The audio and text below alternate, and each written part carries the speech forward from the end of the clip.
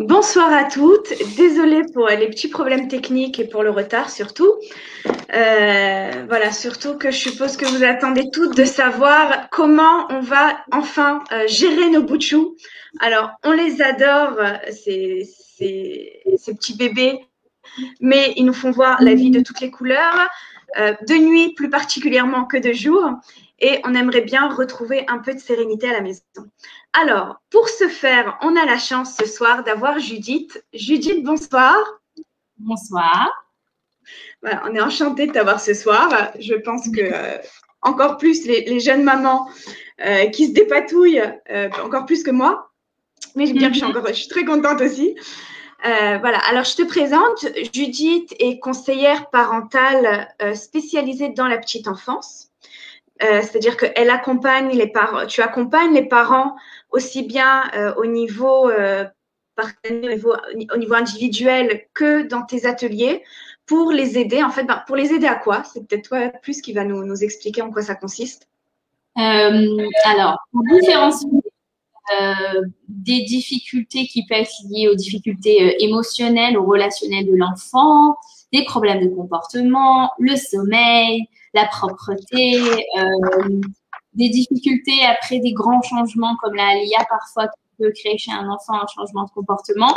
En fait, tout ce qui peut se passer entre 0 et 6 ans, c'est moi, c'est ma spécialité. Il y a beaucoup de choses parce que c'est les 6 années où l'enfant, où l'être humain change le plus. D'accord, ok. Alors, tu fais des ateliers par Zoom et puis tu es aussi spécialiste de la thérapie djihad. Alors, est-ce que tu peux nous expliquer très brièvement en quoi ça consiste? Est-ce que tu m'entends? Là, je t'entends. Oui, ça coupe. On a des problèmes. Il y a un petit décalage. Ouais, c'est un petit décalage. On va avoir de la patience. Tout va bien. Exactement. Alors, on t'écoute. En quoi consiste la thérapie djihad? La thérapie djihad. Alors, la thérapie djihad est une thérapie. La djihad, c'est un couple, mais pas le couple des parents. En fait, couple, parents-enfants. Ça peut être maman-enfant, comme ça peut être papa-enfant. La thérapie djihad veut dire que dans chaque consultation avec l'enfant, chaque fois que je rencontre l'enfant, je le rencontre avec un de ses parents, ou papa ou maman, et en alternance. Une fois papa avec l'enfant, une fois maman avec l'enfant. Parfois, on voit aussi l'enfant seul, mais moins. L'idée est d'aider l'enfant à surmonter sa difficulté à travers la relation qu'il a avec ses parents. En fait, le but, c'est de donner aux parents le maximum d'outils pour pouvoir aider d'eux-mêmes leur enfant et savoir gérer. Et à travers cette relation que les enfants et les parents ont ensemble, qui est une relation très profonde, on aide l'enfant à surmonter ses difficultés. Et surtout, mon but à moi, c'est donner aux parents de la confiance déjà dans leur rôle et tous les outils qu'ils ont besoin pour pouvoir aider leur enfant. Et même dans le futur, ça veut dire que même quand on aura fini le processus ensemble, je veux qu'ils aient tous les outils pour pouvoir aider leur enfant, même dans d'autres difficultés qui viendront peut-être dans le futur. D'accord. Donc en fait, si j'entends bien, c'est leur de redonner un petit peu une indépendance en fait, une indépendance au niveau des outils qu'ils vont acquérir pour pouvoir gérer leurs enfants et pas sans arrêt avoir besoin de quelqu'un qui les accompagne et qui les conseille. D'accord. Est-ce que il n'y a pas des parents que tu reçois, est-ce qu'il n'y a pas ça leur met pas un peu une charge supplémentaire, ils ont pas un peu ça leur met pas une culpabilité un peu de savoir que tout dépend des parents quelque part? Comment ça se passe au niveau de la thérapie à ce niveau-là?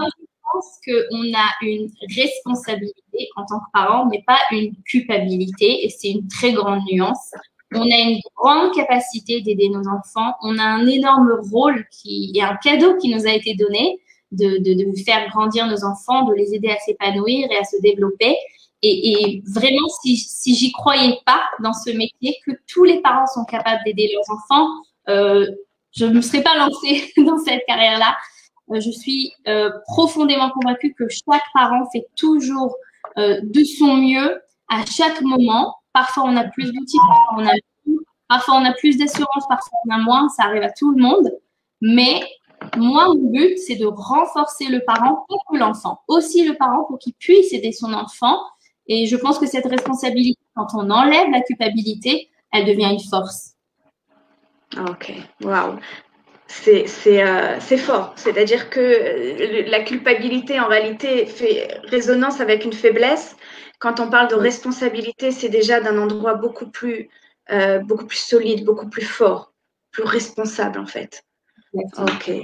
Merci beaucoup pour ces précisions. Alors justement, on essaye d'aider les parents à aider leurs enfants. Aujourd'hui, on aimerait aider nos enfants à aider les parents à mieux dormir, à avoir des nuits plus sereines. Et c'est une chose qui est pas facile, surtout dans les débuts, encore plus peut-être pour les jeunes mamans. Alors, est-ce que il y a en fait, on entend toujours beaucoup d'écoles.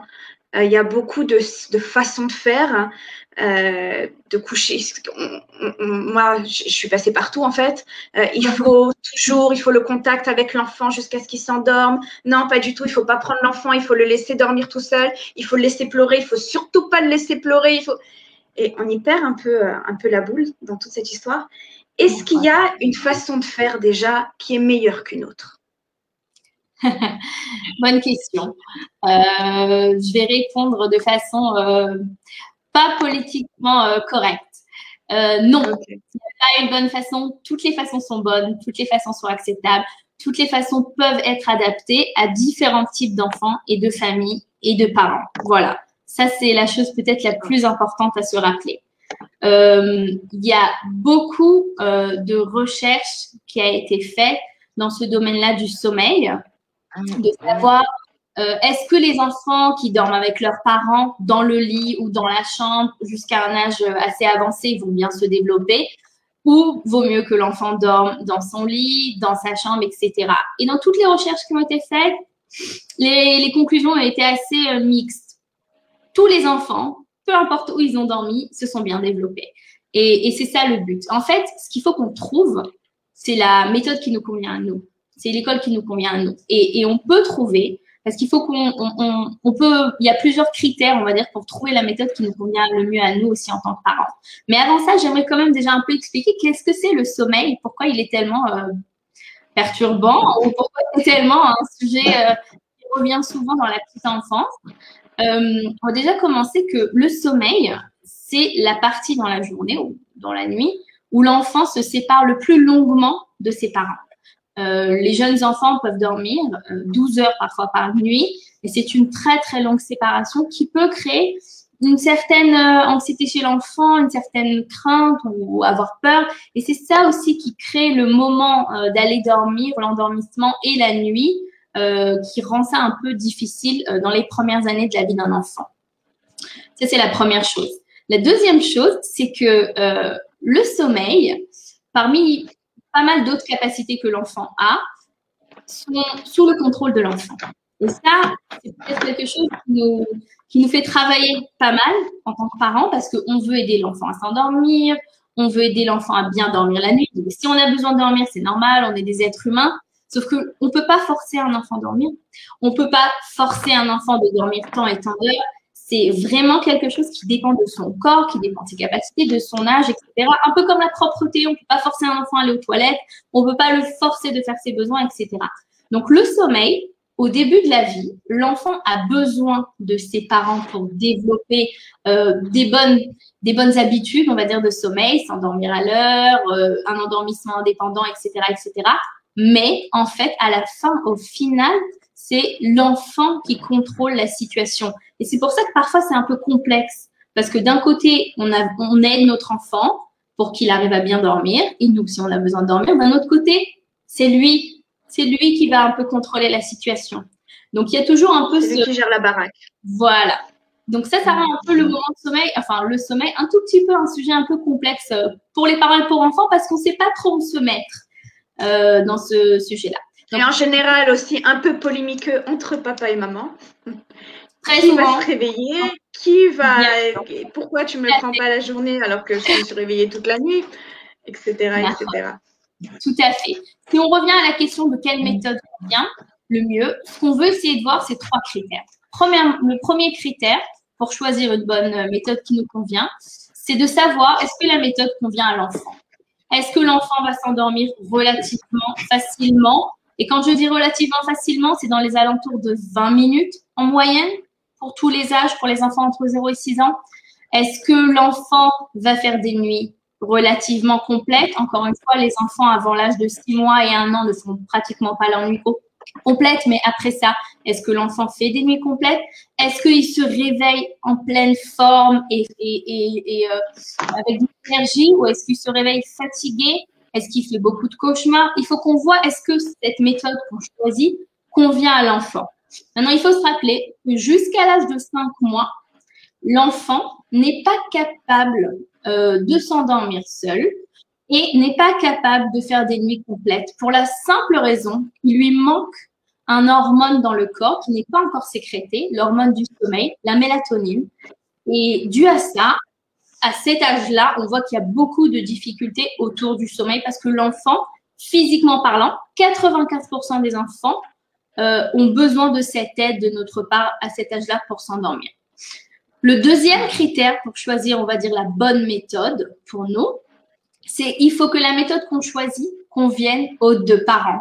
Comme tu as dit tout à l'heure, Cécile, ça peut être un peu polémique, mais il faut qu'on choisisse la méthode qui nous convient. Si tous les deux parents sont d'accord que l'enfant dorme dans leur chambre, parfait. S'ils veulent pas, si l'un d'entre eux ne veut pas, parce que ça dérange son sommeil, parce que ça dérange son intimité, parce que tout simplement, il est dérangé qu'il y ait quelqu'un d'autre dans la chambre qui dort à côté de lui. Ça arrive, il y a des personnes qui ont des sommeils légers, etc. Donc, il faut trouver une solution qui convient aux deux conjoints. C'est ça. Un enfant qui sait qu'un des parents ne veut pas qu'il soit dans la chambre, ou l'inverse, est inquiet quand il dort dans sa chambre et veut qu'il soit à côté de lui, s'il y a aussi ça, il le sent et il dort pas bien. Et la troisième chose, c'est d'être régulier.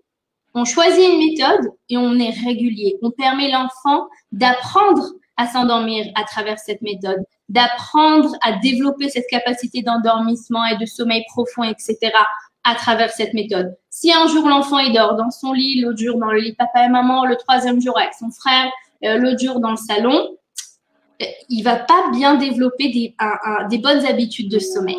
Donc, si on veut que ça marche, on choisit une méthode qui nous convient, qui convient à l'enfant et à nous en tant que parents, et on est régulier dans la méthode.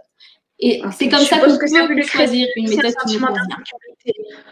Pardon, ça peut créer aussi probablement un sentiment d'insécurité, le fait d'être trimballé à droite, à gauche, de ne pas avoir… Tout à fait, tout à fait. D'accord, ok, waouh, merci beaucoup.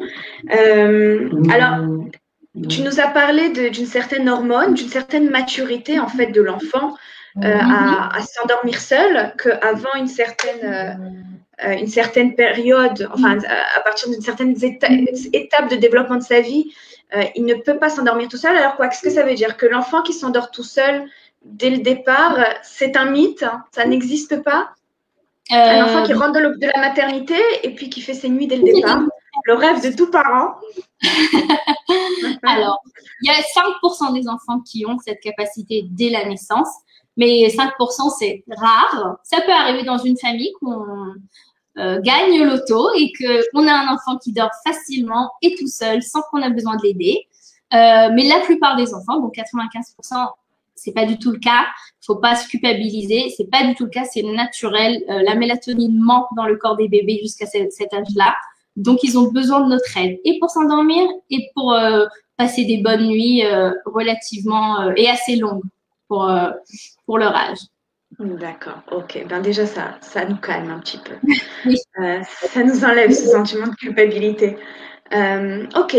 Est-ce qu'il y a un certain rituel de sommeil qui est nécessaire pour l'enfant, qui va l'aider à mieux dormir, à mieux s'endormir? Alors, effectivement, oui. Déjà, le but du rituel que les gens font, les parents font avant que l'enfant aille au lit, c'est le but, en fait, c'est de prévenir l'enfant et qu'il puisse anticiper que bientôt, il va aller dormir. Les enfants ressentent énormément de sécurité quand ils savent qu'est-ce qui va se passer à chaque moment, quand on les avertit. Et pas que d'un coup, on leur dit écoute, on les met au lit, on leur dit c'est tout, c'est le moment de dormir. L'enfant a besoin de se préparer. C'est une séparation de ses parents. Donc, Plus on fait un rituel qui est clair et fixe, je vais donner quelques éléments qui sont importants d'avoir dans ces rituels dans une seconde, mais ça rassure l'enfant, ça lui permet de comprendre et de savoir que bientôt il va aller dormir et ça le rassure énormément et évidemment que ça aide l'enfant à s'endormir plus facilement. Donc, un bon rituel, il faut qu'il ait plusieurs éléments. Premièrement, le timing. Le timing dans le sommeil, je crois que c'est un des éléments les plus importants.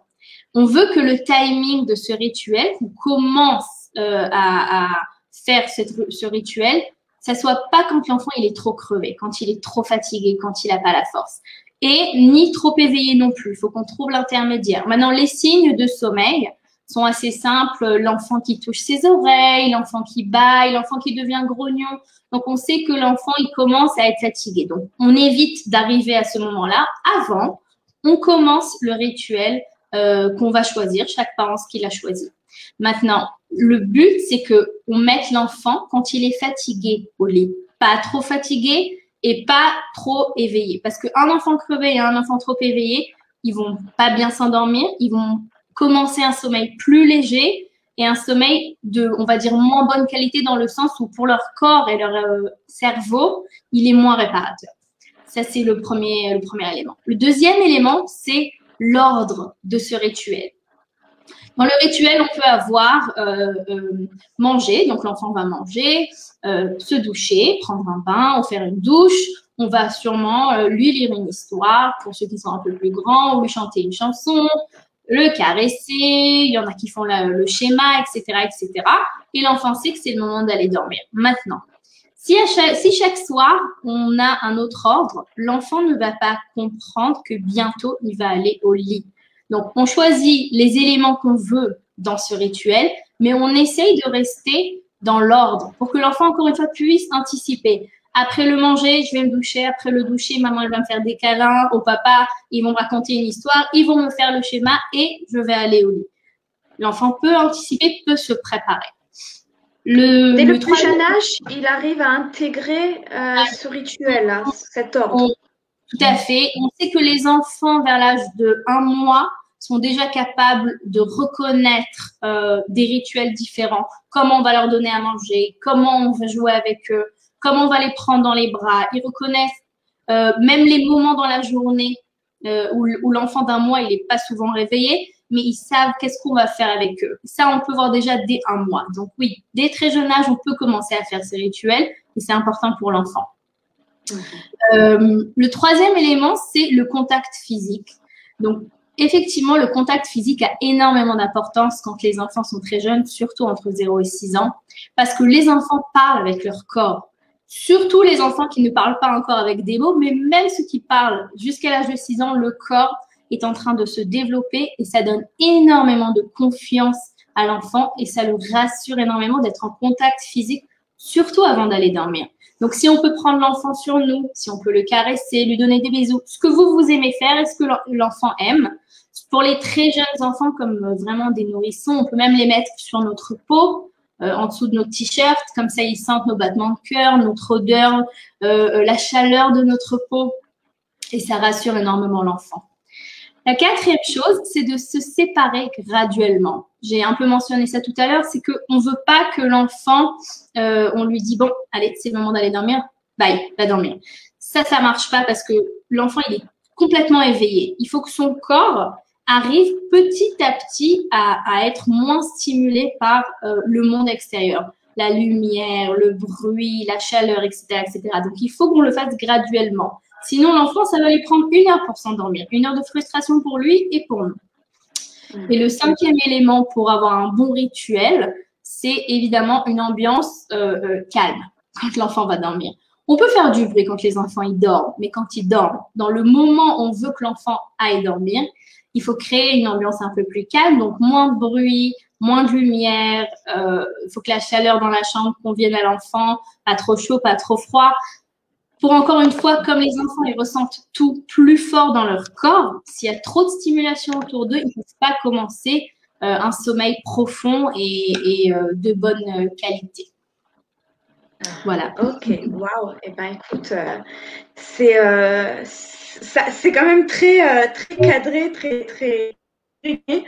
Voilà, il faut réussir à tenir. C'est peut-être justement la maman qui a tendance à être déjà épuisée par de nombreuses nuits, par de nombreuses nuits, par de nombreuses nuits blanches en fait. Qu'est-ce que tu pourrais venir lui dire pour l'aider? Comment elle peut s'aider elle-même? Parce que il y a, alors, et en même temps, je mets en parallèle la qu'on vient de m'envoyer. La mélatonine vient quand même relativement tard, donc ça promet quand même de belles nuits blanches en perspective. La mélatonine, est-ce qu'elle vient après l'âge de 30 mois ou quand est-ce qu'elle est censée arriver? 5 mois. 5 mois. 5 mois. D'accord. À partir de 5 mois, déjà l'enfant en potentiel, peut commencer à s'endormir tout seul, sans aide, sans être accompagné.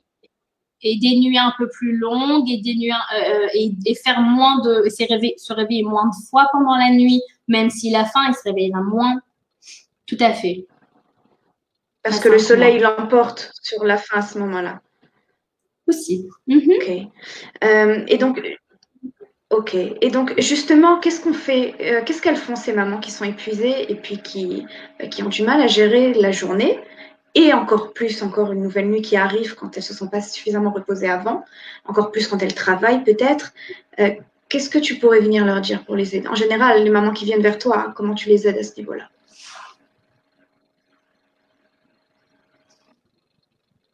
Est-ce que tu as entendu la question, Judith?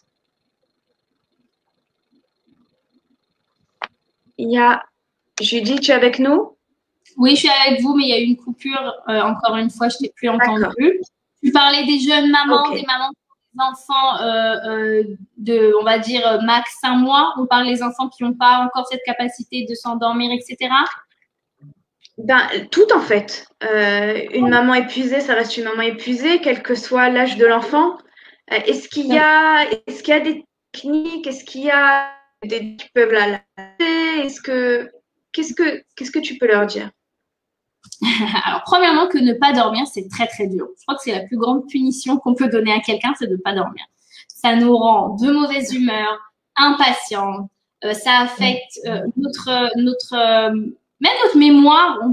On oublie ce qu'on a envie de faire, on oublie ce qu'on a envie de dire, on se trompe sur tout. La concentration. Ne pas dormir, c'est vraiment, on perd tout. Ouais, on perd tous nos moyens et même au niveau émotionnel, c'est déstabilisant. Donc, oui, je comprends tout à fait que ne pas dormir, c'est très dur.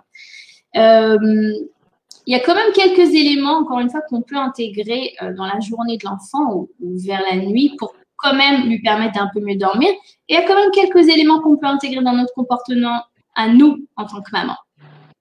Si on parle de jeunes enfants qui font encore la sieste, par exemple, il y a un très grand mythe qui dit que si l'enfant il a trop dormi en journée, il va pas bien dormir la nuit. Donc, il y a des parents qui préfèrent que l'enfant ne fasse pas de sieste pour qu'il dorme mieux la nuit. Alors, je veux casser ce mythe-là tout de suite. Chez les jeunes enfants, dormir convenablement en journée permet à l'enfant d'avoir un bon sommeil la nuit. C'est pas comme nous, Shabbat, on fait la sieste, on se fait un kiff, et après Motzei Shabbat, jusqu'à 3 heures du matin, on est dans notre lit, on ne sait pas comment s'endormir. C'est pas ça. C'est pas comme ça chez les enfants. Chez les jeunes enfants, jusqu'à l'âge de 3, voire 4 ans, mais 3 ans, quand on fait une bonne sieste en journée et on en fait assez et assez longue, l'enfant peut même mieux dormir la nuit. Donc, pour ceux qui ont l'habitude à enlever les siestes de leurs enfants par peur qu'ils ne dorment pas bien la nuit, donc l'inverse. Ça, c'est une première. Ça peut être encore pire. Tout à fait. Tout à fait. Le deuxième point, après, bon, ça, c'est une décision de couple, mais il faut avoir une certaine coopération avec notre conjoint.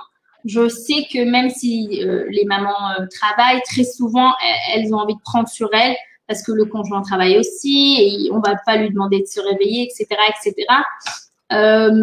Moi, je pense que comme au Hachem, cet enfant, il a 2 parents, avoir une certaine coopération entre les parents dans ce sujet-là du sommeil permet d'avoir un certain équilibre à la maison parce que quand maman, elle est épuisée, ça emmène toute la famille avec dans l'épuisement, dans la fatigue, etc. ou dans une humeur qui est un peu moins positive.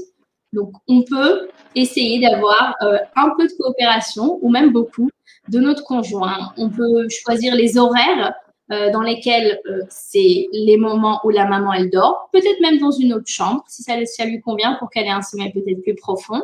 Pour certaines personnes, ça aide. Et c'est le moment où c'est le conjoint qui s'occupe. Peut-être au début de la nuit, que maman aille dormir plus tôt avec le bébé quand le bébé s'endort.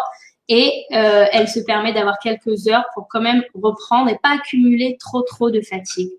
Et une autre chose, pour les femmes peut-être qui ont des très jeunes bébés, des nourrissons et qui sont encore à la maison, on dit toujours qu'il faut aller dormir quand le bébé va dormir et on le fait jamais. On le fait jamais parce qu'on a trop d'attentes de nous-mêmes.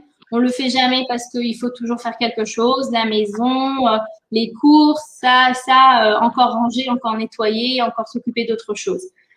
Si on est vraiment quelques mois après l'accouchement et on a un nourrisson à la maison qui dort pas, il n'y a rien de plus important que s'occuper de nous-mêmes quand l'enfant il dort. Un, parce que ça va nous donner de la force pour surmonter le reste de la journée qui nous reste. Et deuxièmement, quand on a de la force, quand on a ce moment de pause où on reprend un peu de sommeil, un peu de force, un peu d'énergie, après on aura plus de force de faire tout le reste. Au lieu d'aller en ralenti 24 heures sur 24, on se permet de faire une pause, on se permet de se reposer. On peut avoir des attentes un peu moins élevées de nous-mêmes quand on est après l'accouchement et notre environnement peut le comprendre. Donc, on leur explique. Et, on doit avoir peut-être des attentes moins rigoureuses. C'est pas on peut, on doit. Parce que je crois que c'est comprendre qu'il y a d'autres prérogatives aujourd'hui. Tout à fait. Et il y a autre chose qui marche aussi bien pour les très jeunes enfants, qui souvent ont beaucoup de mal à dormir la nuit et qui font vraiment des nuits blanches. C'est souvent relié au fait que les jeunes enfants, jusqu'à l'âge de 4 mois à peu près, même certains jusqu'à 6 mois, ont mal au ventre, ont des coliques, ont des problèmes de digestion. Et donc, ils dorment très mal la nuit. Et ça, c'est les enfants qui ont des problèmes de digestion, ça se voit dès la naissance. Mais ce qu'on peut faire, c'est des exercices de relaxation pour l'enfant. Papa ou maman peuvent lui faire avant d'aller dormir pour le nourrisson, oui. Pour qu'il puisse commencer sa nuit de façon plus apaisée, plus calme, plus relaxée. Ce qu'on peut faire, c'est rapprocher les genoux, enfin plier les jambes de l'enfant et lui mettre les genoux proches de son ventre et lui faire comme si on tournait ses jambes et son ventre, comme ça, en mouvement de cercle, pour relaxer toute cette partie de son corps, toute la partie qui digère en fait la nourriture, le lait que l'enfant a bu, et lui permettre de relaxer et de commencer un sommeil de façon plus apaisée. Ça aide énormément les enfants qui ont des coliques. Ok. Un genre de pilates pour enfants, quoi. Pour nourrissons. Ouais. Ok. D'accord. Alors justement, là, il y a pas mal de femmes qui envoient des questions. C'est la prochaine question que je voulais te poser. Alors parfois, on a le bonheur enfin de réussir à endormir les enfants sereinement, tôt, ils ont atteint une certaine maturité, peut-être même qu'ils vont à un certain âge dormir tout seuls. Et puis, ça ne manque pas, au milieu de la nuit, ils se réveillent une fois, 2 fois, 5 fois. Alors, je pense que ça va venir, c'est juste qu'il y a un décalage. Je répète quand même la question. Je dis qu'à un moment, justement, la nuit, l'enfant se réveille de nouveau. Sa nuit est coupée, du coup, celle de ses parents aussi. Je vois que voilà, c'est en concordance avec pas mal de questions qu'on me pose là. Ici, on a Yael qui nous pose la question qui nous précise que le problème, son plus gros problème, c'est au milieu de la nuit, parce que l'enfant se lève toutes les nuits et elle est obligée de le ramener dans sa chambre. À tel point qu'elle reste avec son enfant. Et c'est comme ça chaque nuit. Il y a aussi Tsipora qui nous dit que le bébé n'arrive pas à se rendormir seul et il a besoin systématiquement de tenir la main de sa maman pour se rendormir. Alors, comment on fait justement dans ces cas de figure où l'enfant n'arrive pas à se rendormir seul?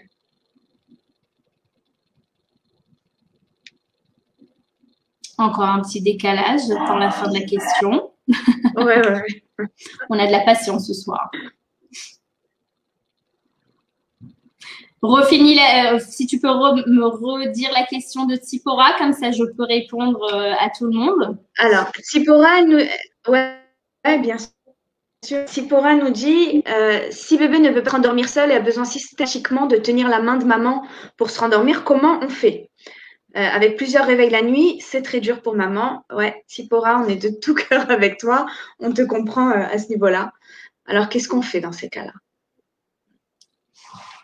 Alors, déjà, il faut qu'on essaye de comprendre la raison pour laquelle l'enfant se réveille. Avant de donner des solutions, j'aimerais donner de façon très brève et après répondre à ces questions. Il y a plusieurs raisons pourquoi les enfants se réveillent la nuit. La première raison, c'est que à certains âges, certains moments dans la vie d'un enfant, son corps et son cerveau vont se développer très, très vite. Et ça va influencer son corps et ça va influencer essentiellement son sommeil. Et certains enfants aussi, leur alimentation ou même le fait d'aller aux toilettes, ça aussi, ça peut changer, peut être un peu constipé ou des choses comme ça. Ça arrive vers l'âge de 4 mois, 6 mois, 10 mois, 18 mois, 2 ans et demi et 5 ans. C'est les moments dans la vie d'un enfant qui va avoir une grande poussée. Ça, c'est une raison pour laquelle l'enfant peut grandir. Normalement, quand on a ces grandes poussées-là, ça dure dans les environs de 2 semaines. Donc, si on voit que c'est un changement qui n'est pas très long et l'enfant, après, recommence à mieux dormir la nuit, on n'a pas besoin de s'inquiéter. On sait qu'il a peut-être grandi ou peut-être eu une certaine poussée, comme on dit, et ça va passer. Donc, ça, c'est un point. Un autre point qu'il faut peut-être prendre en compte, c'est quand les enfants sont malades ou ils font les dents. Ça aussi, c'est 4 mois, il y a les gencives, il y a des enfants qui ont leurs premières dents à 6 mois même. Il faut qu'on prenne ça en compte, ça influence énormément le sommeil. On peut soulager l'enfant pour ceux qui veulent avec des médicaments ou même des choses plus naturelles. Ça, c'est un autre point. Troisième point, quand l'enfant a un changement très significatif dans sa vie, ça influence son sommeil. Ça peut être un déménagement, changer d'école, des parents qui travaillent plus ou moins, les parents qui ont commencé à travailler à la maison dû au corona et c'était des parents qui travaillaient moins à la maison ou l'inverse. Dernièrement, il y a eu beaucoup de changements dans le monde du travail qui a influencé aussi le sommeil des enfants, vu que leurs parents travaillent différemment. On n'y pense peut-être pas, mais oui, ça influence le sommeil de nos enfants. Donc ça, on prend ça en compte aussi. La quatrième raison pour laquelle les enfants peuvent se réveiller la nuit, c'est les cauchemars. Les cauchemars commencent à l'âge de 2 ans, 2 ans et demi, sont très influencés par ce que l'enfant vit pendant sa journée, son expérience, qu'est-ce qu'il a eu aujourd'hui, peut-être une histoire qu'il a entendue, peut-être un dessin animé qu'il a vu, ou quelque chose qui lui fait peur. Un cauchemar, on voit que l'enfant se réveille, il est apeuré, il peut pleurer, il peut même crier. Et normalement, il va venir dans le lit de ses parents. Ça, c'est le cauchemar. Il y a les terreurs nocturnes, mais je crois que ça, on va en parler de façon un peu plus large dans une seconde. J'aimerais un peu élargir sur ça parce que ça revient très souvent. Mais j'aimerais maintenant répondre à la question de Tsipora, qui nous a dit que son bébé lui donne la main. Est-ce qu'on sait quel âge il a, cet enfant? Alors, 7 mois. 7 mois. Ouais, d'accord. En même temps, je tiens à préciser, il y a un petit décalage. Donc, envoyez déjà vos questions, que je puisse les poser à Judith. Et puis, s'il y a une personne qui aimerait, voilà, je fais juste une petite parenthèse, qui aimerait parler directement à Judith en fin d'interview, qu'elle me le dise, si elle a un problème particulier, qu'elle le dise maintenant. Là, peut-être, si Judith est d'accord, évidemment, je pourrais lui envoyer le lien pour monter à l'antenne, si elle est d'accord. Et parler, voilà, et de venir directement sur le live à ce moment-là pour que tout le monde puisse profiter de cet échange. Voilà, c'était une parenthèse. Excuse-moi, Judith, continue. Pas de problème. Alors, un enfant de 7 mois qui tend la main.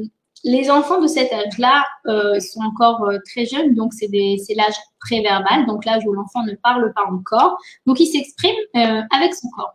Il s'exprime avec ses mains, ses jambes, sa voix. Il ne sait pas encore dire ce qu'il a besoin. Donc, premièrement, il ne faut pas qu'on s'inquiète quand un enfant il pleure ou il nous tend la main. Ce n'est pas inquiétant dans le sens où c'est sa façon de communiquer avec nous. Maintenant, qu'est-ce qu'on peut faire? La question est, est-ce qu'il est dépendant de cette main pour se rendormir ou est-ce qu'on lui tend la main parce que ça l'aide à s'endormir? Et c'est pas trop la même chose. Si l'enfant a besoin de la main de maman parce qu'il a été habitué comme ça et on l'endort comme ça, donc au moment de l'endormissement, il donne la main à sa maman, à chaque fois qu'il va se réveiller quand il finit un cycle de sommeil, il redemandera la main de maman. Qu'est-ce qu'on peut faire? On peut prendre l'enfant quand on l'endort, le prendre dans les bras, lui donner tout l'amour qu'il a besoin, l'assurance, l'apaiser. Quand on voit qu'il va s'endormir, on le pose dans son lit. On ne le met pas dans un état où il s'endort dans nos bras. Il n'y a rien de mal si ça nous convient, mais si ça ne nous convient pas, donc encore une fois, on choisit la méthode qui nous convient. Donc, si ça ne nous convient pas, on pose l'enfant juste avant qu'il s'endort pour pouvoir lui permettre de s'endormir, par lui-même de façon indépendante, c'est très important, et il est capable, maintenant qu'il a 7 mois, et sans la main de sa maman. Donc, la prochaine fois qu'il va finir un cycle de sommeil, chez les enfants, c'est parfois tous les 1h30, 2 heures, il ne va pas avoir besoin de la main de sa maman. Une autre option, si papa est dans le coup, c'est d'envoyer 1 ou 2 fois papa rassurer l'enfant. Dans le cou et dans le coin. Un petit coup de pied, ça marche. Lui demander. Et en fait, quand l'enfant va voir que c'est papa qui vient, cette dépendance de la main de maman va commencer à diminuer parce que l'enfant va voir qu'il peut s'endormir autrement. Et c'est là où il faut qu'on compte sur notre enfant qu'il est capable de le faire. Ne pas avoir peur si 1 minute, il grogne un tout petit peu. Il a besoin d'apprendre à s'endormir. Il est capable de le faire. La nature fait bien les choses. Il faut qu'on compte sur nos enfants. On les aide, on est présent, on veut qu'ils soient heureux, mais il faut aussi qu'on leur permette d'apprendre les choses à leur rythme. Donc, si on l'endort avec la main quand il s'endort, si on lui donne la main, on évite. Et on essaye aussi d'intégrer papa, d'intégrer une 3e personne si nécessaire, qui vient 1 ou 2 fois, 1 ou 2 nuits vers l'enfant pour l'aider à se rendormir et qu'on coupe cette dépendance de la main de maman pour que maman puisse dormir. D'accord. C'est vrai que c'est fréquent. Bon, on dit que la maman est très reliée aux pleurs de son bébé. Ils activent chez elle quelque chose de particulier. Une maman qui a tendance à dormir et puis qui commence à entendre son bébé très jeune en train de commencer à geindre, c'est vrai que le premier réflexe, ça va quand même être de se lever et d'aller voir qu'est-ce qui se passe. Il respire bien, il n'a pas faim, il n'a pas fait. On réagit un peu peut-être avant. On fait quoi? Ouais, on fait quoi? Comment il est bon d'agir à ce moment-là? Ça a recoupé, j'attends la fin de la question. Dis-moi s'il y a besoin de répéter. Vas-y, répète la fin, j'écoute. Ok. Je disais que souvent, la maman a le réflexe, à partir du moment où le bébé commence à geindre un petit peu, alors encore plus quand il est jeune, mais même un peu plus tard, le premier réflexe va être de se lever et directement d'aller voir ce qui se passe. Oui. Est-ce que c'est une mauvaise chose à faire? Est-ce qu'il vous faut éviter ça? Parce que tu parlais de confiance par rapport à l'enfant. Est-ce que réellement un jeune enfant, on peut lui faire confiance pour se rendormir seul quelque part? Très bonne question. Alors, premièrement, les pleurs ne sont pas agréables. Et il y a une très bonne raison, c'est la nature qui encore fait bien les choses, ou même on pourrait dire Hachem qui fait bien les choses. Si les pleurs, c'était quelque chose d'agréable, on ne serait jamais levé la nuit pour donner à manger à un enfant, on ne serait jamais levé vers le pleur de l'enfant. Donc, pour que l'enfant puisse survivre, l'être humain et maman, en l'occurrence, n'aime pas les pleurs de son enfant, ne supporte pas, ça stresse, ça nous met, ça nous fait des frissons dans tout le corps, on peut pas, il faut que ça cesse. Pourquoi? Pour que l'enfant survive, parce que si ça ne nous dérangerait pas, on n'aurait rien fait. Donc ça, c'est un point qui est important. C'est normal que ça nous dérange les pleurs de nos enfants. Maintenant, le sommeil, encore une fois, il est sous le contrôle de l'enfant. Ça fait partie de son corps. On ne peut pas contrôler le sommeil de notre enfant. On peut l'aider, on peut le rassurer. On peut être présent, on peut lui parler, on peut lui chanter, on peut faire tout ça. Mais qui c'est qui a besoin de s'endormir? Qui c'est qui a besoin de réellement, activement ou passivement plutôt s'endormir? C'est l'enfant. Donc, c'est là où on est un peu entre les deux. Au début de la vie de l'enfant, jusqu'à l'âge de 5 mois, il a besoin de notre aide. On va le bercer, on va rester à côté de lui, on va le caresser, etc., etc. Mais au-delà de cet âge-là, l'enfant est capable physiquement maintenant de s'endormir seul.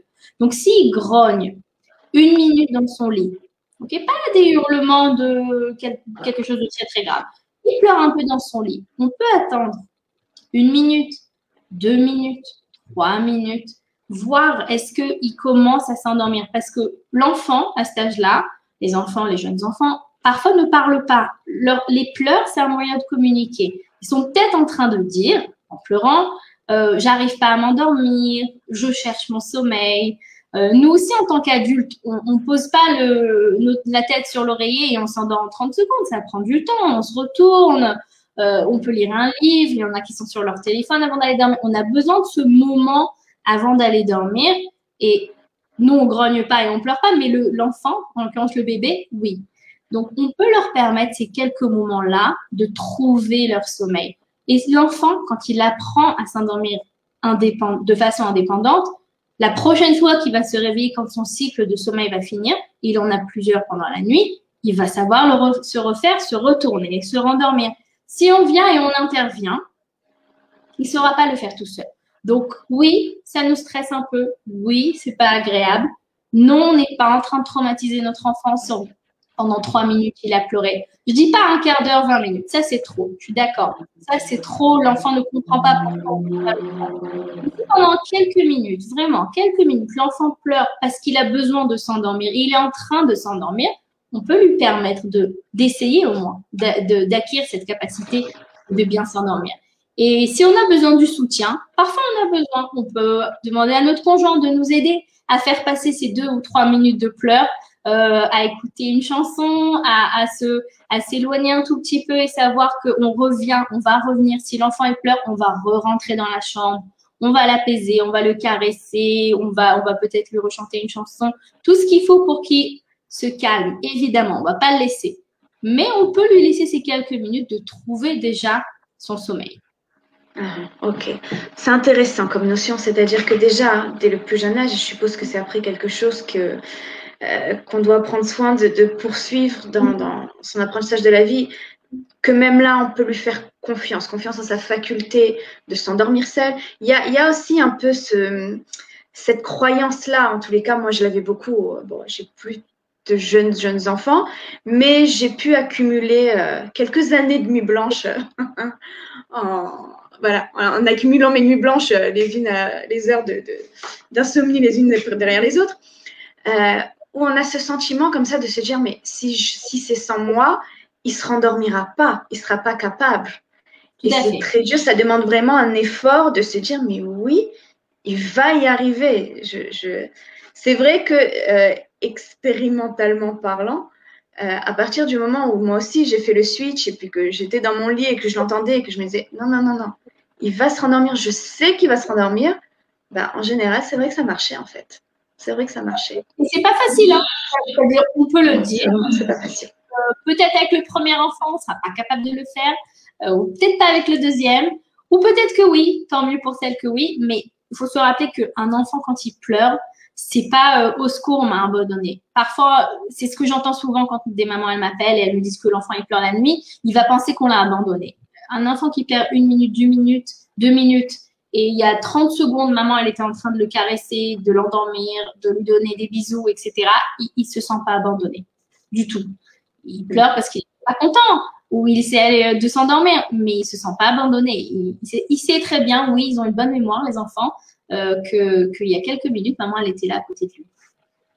D'accord, ok, merci beaucoup.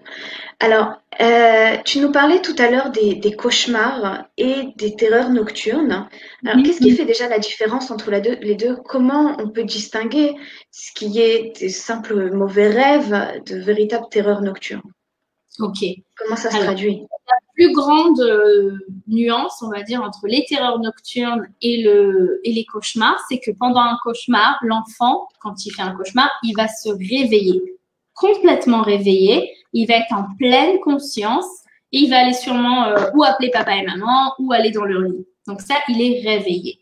Dans les terreurs nocturnes, ça s'appelle la parasomnie. Donc, on est para, à côté, somnie, sommeil. On est à côté du sommeil. L'enfant, il est en train de dormir. Il n'est pas réveillé du tout. Il n'est pas en pleine conscience.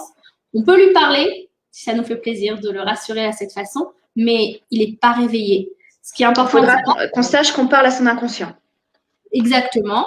Et, le cauchemar, l'enfant, il va s'en rappeler le matin. Il a eu un cauchemar qui s'est réveillé, qu'il y a quelque chose qui lui fait peur. Les terreurs nocturnes, vu que c'est quand l'enfant il n'est pas conscient, il va se réveiller, il va pas du tout s'en rappeler. Son corps s'en rappelle, son esprit s'en rappelle. Lui, quand il va se réveiller en pleine conscience, ne s'en rappelle pas du tout. Maintenant, les symptômes, on va dire, des terreurs nocturnes, c'est que premièrement, on voit que l'enfant il crie, il sanglote, il pleure très fort. Parfois, les enfants se mettent assis dans leur lit. On peut les voir, peut-être des fois, ils sont un peu rouges. Ils peuvent avoir des battements de cœur. Ils peuvent avoir un peu de sueur. Pas tous, mais ça arrive. Certains vont même se mettre debout. Ne vous inquiétez pas, ils sont pas, c'est pas de l'insomnie. Ils sont debout, mais ils sont pas encore éveillés. Certains vont avoir une respiration qui va un peu accélérer. Il y en a qui parlent quand ils font des terreurs nocturnes. Ils vont dire des paroles pas très cohérentes, mais ils se souviennent de rien quand ils se lèvent le matin. Et ce qui est intéressant dans les terreurs nocturnes, c'est que elles viennent de façon soudaine et elles s'arrêtent aussi soudainement. On peut pas faire quelque chose pour arrêter une terreur nocturne. On peut rester à côté de l'enfant si on veut en tant que parent le rassurer, mais ça va venir et s'arrêter, ça dépend complètement de l'enfant. Les terreurs nocturnes commencent vers l'âge de 3 ans parce que le cerveau de l'enfant est à un stade où il est en train d'une certaine maturité qui est en train de se créer dans le cerveau de l'enfant liée au sommeil. Et ça crée ces moments-là où l'enfant, il est en train de dormir, mais on pense qu'il est réveillé. Ça, c'est tout à fait physiologique. Maintenant, il y a quand même des choses qu'on peut faire pour aider un enfant à avoir un peu moins de terreur nocturne. Premièrement, quand l'enfant est très fatigué, épuisé, il y a beaucoup plus de chances qu'il ait des terreurs nocturnes. Donc, on essaie de ne pas mettre nos enfants trop tard au lit, même s'il y a des choses très intéressantes qui se passent. Ce n'est pas super bien pour leur bien-être. La deuxième chose, c'est quand on n'est pas régulier au niveau de l'heure du sommeil. Si une fois l'enfant il dort à 18h, une autre fois à 21h, une autre fois à 20h, quand le sommeil est irrégulier, les cycles de sommeil ne se forment pas très très bien chez l'enfant et ça peut créer des terreurs nocturnes. Autre chose, c'est évidemment quand l'enfant est malade, beaucoup de fièvre. On voit que l'enfant qui a beaucoup de fièvre souvent a des terreurs nocturnes. Bon, ça, on sait parce que l'enfant il est sûrement malade, donc c'est un peu différent. Beaucoup de sport juste avant d'aller dormir. Il y a des enfants parfois qui font qui ont des rougis ou des choses comme ça, qui font du sport. Si c'est juste avant d'aller dormir, ça peut créer aussi des terreurs nocturnes. Donc, on essaie de faire une petite séparation. Si l'enfant il veut faire du sport, c'est super, c'est bon pour le corps et pour l'esprit. Mais faire une pause entre, au moins qu'il y ait 2 heures entre le moment où l'enfant il fait le sport et le moment où il va dormir. Les écrans, malheureusement, on voit que plus l'enfant il est devant un écran quelconque, téléphone, tablette, ordinateur, on voit aussi que ça aide, ça peut faire plus de terreur. Ça favorise exactement. Et il y a aussi on va dire un type d'enfants qui ont plus de terreur nocturne naturellement que d'autres, c'est les enfants anxieux. Maintenant, les enfants anxieux, c'est les enfants qui ont beaucoup de peur, qui sentent qu'ils sont pas trop en contrôle sur leur vie. Et qu'est-ce qu'on peut faire pour les aider? C'est leur donner cette sensation de contrôle qui leur manque. Comment on peut faire ça? Bon, les enfants, leur monde, c'est le jeu. Donc, à travers les jeux, on peut aider notre enfant, par exemple. On peut prendre des petites poupées ou des petits personnages de Playmobil, ce que l'enfant il aime, raconter une histoire, laisser l'enfant raconter l'histoire, laisser nous révéler un peu ce qu'il ressent et lui laisser finir l'histoire et décider, vraiment contrôler la situation et expliquer comment l'histoire va se finir. Plus l'enfant a cette sensation de contrôler sa vie, plus son anxiété va baisser et évidemment, les choses comme les terreurs nocturnes vont être moins fréquentes dans ces nuits. Ok, waouh, c'est super intéressant. C'est-à-dire qu'en fait, que c'est le jour qu'on va travailler avec l'enfant justement pour préparer Tout ce à fait. symptôme Tout à fait. Tout à fait. Parfois, on a envie d'aider notre enfant parce qu'il est perturbé par quelque chose ou quelque chose qui le préoccupe. Et juste avant d'aller dormir, on s'assoit à côté de lui. C'est un bon moment. Il est dans son lit. On a envie de parler avec lui. Donc, c'est très bien de parler avec notre enfant. À l'inverse, je pense que c'est une très bonne idée. Sauf que soulever la difficulté ou la source de ce qui fait peur à l'enfant juste avant d'aller dormir, c'est pas une super bonne idée. Il vaut mieux le faire le matin, l'après-midi, en route pour l'école, peu importe. Juste pas au moment où l'enfant va commencer à s'endormir parce que ça va lui mettre des pensées un peu négatives juste avant son sommeil. Ok, d'accord. Et alors, et au moment même où ça se passe, c'est-à-dire que l'enfant se réveille, puis déjà ce terme de terreur nocturne, il a déjà quelque chose de terrifiant déjà pour le parent. Ça semble, waouh, ultra cauchemardesque. Alors, déjà, quand on est confronté aux réactions de notre enfant à ce niveau-là, qui est une réaction quand même un peu violente, j'ai envie de dire. J'attends. Ok. C'est quand je parle beaucoup, apparemment, il faut pas, il faut pas trop que je parle. Quand il y a cette réaction qui est un peu violente de l'enfant associée à la terreur nocturne, comment on peut l'aider à ce moment-là, au moment même? Qu'est-ce qu'on doit faire à l'enfant? On doit le réveiller. Alors, déjà, pas le réveiller. Ouais, alors c'est une très bonne question. Déjà, non, il ne faut pas le réveiller pour la simple raison qu'il ne sait pas que c'est en train de se passer et qu'il ne va pas se rappeler le matin et que c'est vraiment physiologique, c'est vraiment son corps qui est en train de traverser une période de maturation au niveau de son cerveau. Donc, non, on ne va pas réveiller l'enfant. Parfois, les parents ont très peur du cri de l'enfant, c'est normal, ça nous inquiète. Sauf qu'il est vraiment pas conscient. Donc, on va peut-être le réveiller, il sera semi-réveillé, vraiment même pas jusqu'au bout, et il va pas comprendre qu'est-ce qu'on veut lui dire, etc. Qu'est-ce qu'on peut faire pour nous-mêmes, hein, ça sera plutôt pour nous-mêmes que pour lui. On peut s'asseoir à côté de lui, on peut le rassurer, on peut le caresser, on peut même le prendre dans les bras s'il nous laisse. Parfois, l'enfant, tous ses muscles sont tendus, il est dans son lit, assis comme ça, posé un peu comme une pierre. On va essayer de le prendre, mais on va voir qu'il n'est pas comme dans son sommeil normal quand il est tout mou, quand tous ses muscles sont relaxés. On voit qu'il est tout dur comme ça sur son lit. On ne pourra pas vraiment le prendre dans les bras et ça ne sert à rien de le réveiller. Donc, même si c'est dur pour nous, l'enfant, il peut avoir besoin de notre présence, mais pas qu'on le réveille. Ah, d'accord, ok, juste être là près de lui et puis attendre, en fait, alors attendre que ça passe en réalité. Tout à fait. Ça commence subitement et ça s'arrête comme ça. Autant que ça vient, ça part. On ne peut pas contrôler. Ok, d'accord.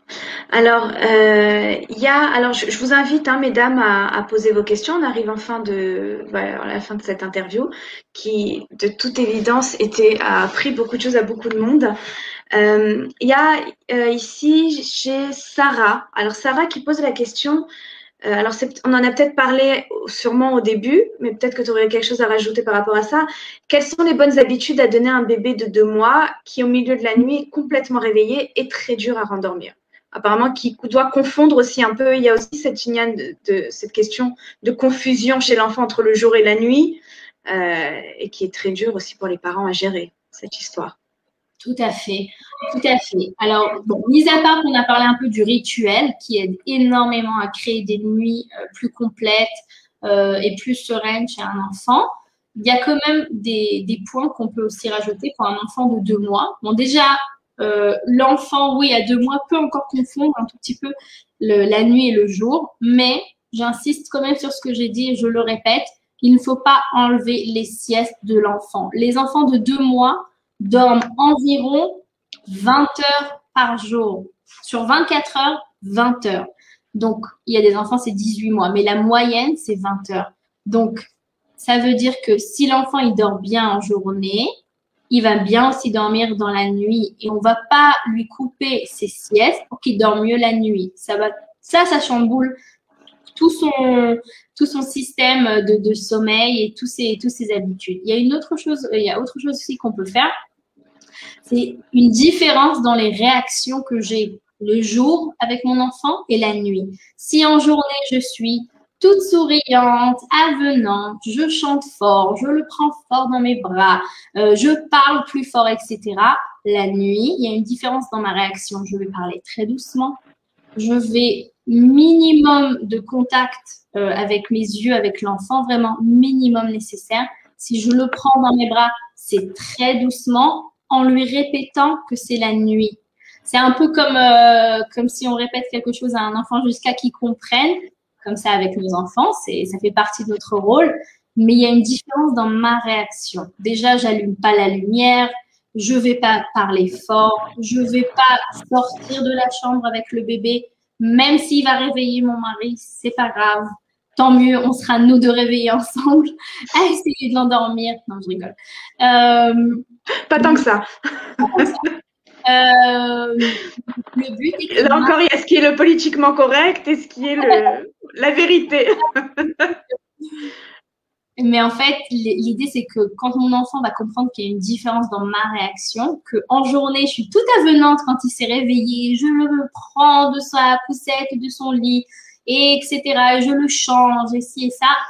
Pas du tout. La nuit, je suis très douce, très calme. Je parle lentement, doucement, et je l'aide à se rendormir. Oui, c'est pas facile. Il faut vérifier que cet enfant n'a pas des coliques parce que les enfants qui se réveillent pendant la nuit et qui ont beaucoup de mal à se rendormir, il faut vérifier toute cette histoire des coliques et le reflux parfois qui revient en nuit.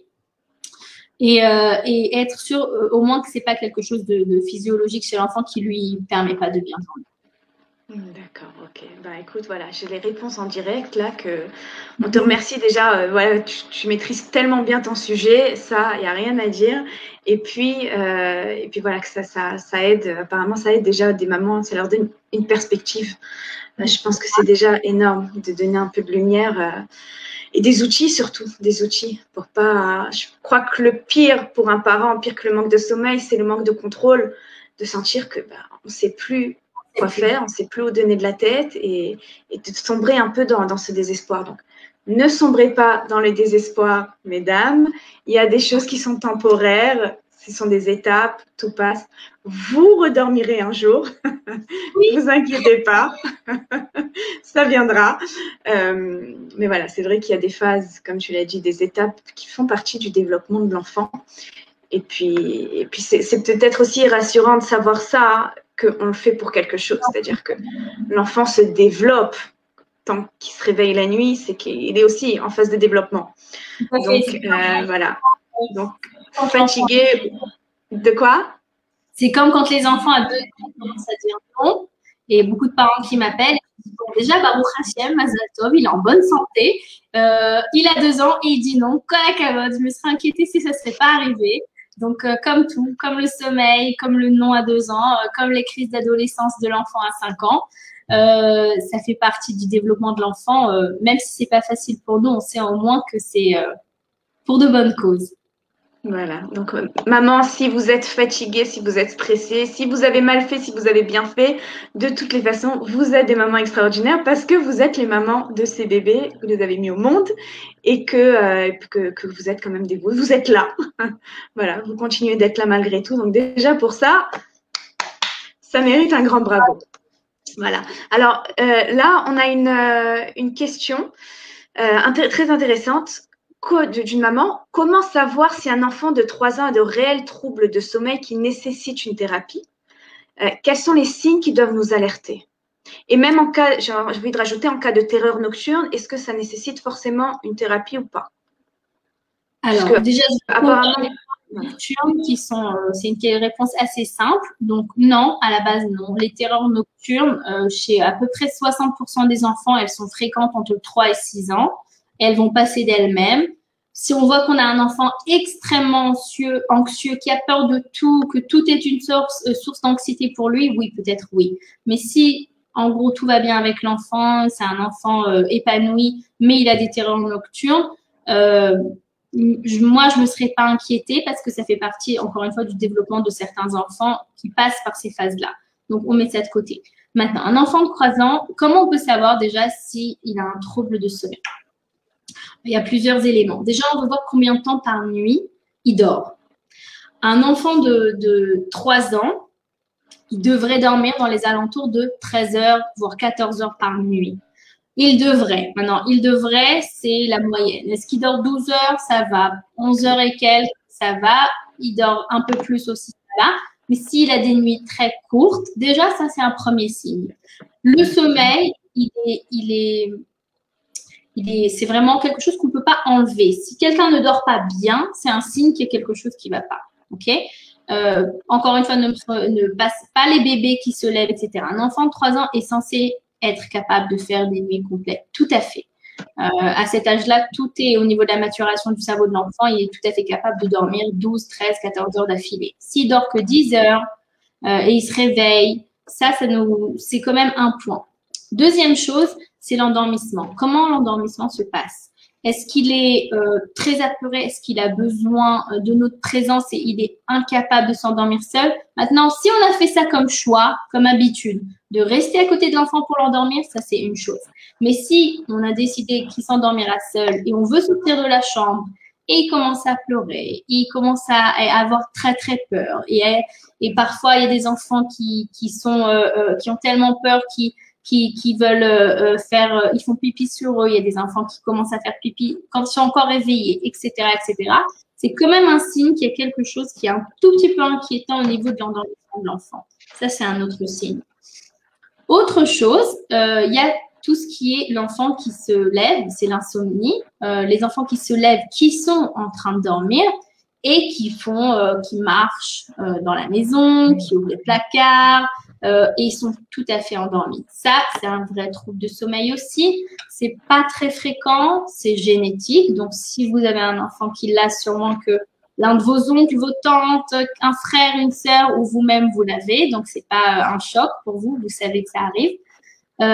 Mais c'est aussi un trouble du sommeil. Et autre chose, quand il y a beaucoup, beaucoup de cauchemars et on sait qu'on n'a pas eu récemment un grand changement chez l'enfant, qu'il n'y a pas eu une nouvelle naissance dans la famille, qu'il n'y a pas eu une grande, on va dire, un grand événement qui aurait pu influencer le sommeil de l'enfant, là, on peut essayer, oui, de consulter pour voir qu'est-ce qui fait autant de cauchemars à l'enfant et pourquoi son sommeil est tellement perturbé. Ok, ben, écoute, je vais dire très complet. Je suppose que cette maman a reçu sa réponse. D'accord. Alors bon, on a encore d'autres questions, mais là, on va peut-être pas. Bon, je pose la dernière question. Oui. Ma fille de 4 ans et demi se réveille toutes les nuits pour faire pipi. Est-ce que c'est inquiétant?